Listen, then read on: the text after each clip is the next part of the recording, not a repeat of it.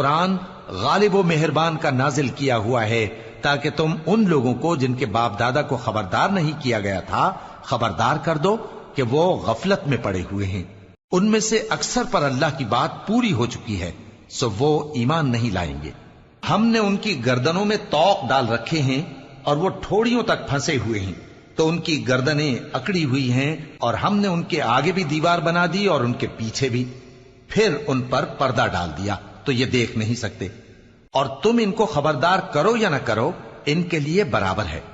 یہ ایمان نہیں لائیں گے۔ تم تو صرف اس شخص کو خبردار کر سکتے ہو جو اس نصیحت یعنی قرآن کی پیروی کرے اور رحمان سے غائبانہ ڈرے، سو اس کو مغفرت اور بڑے ثواب کی بشارت سنا دو۔ بے شک ہم مردوں کو زندہ کریں گے، اور جو کچھ وہ آگے بھیج چکے اور جو ان کے نشان پیچھے رہ گئے ہم ان کو قلم بند کر لیتے ہیں، اور ہر چیز کو ہم نے کتاب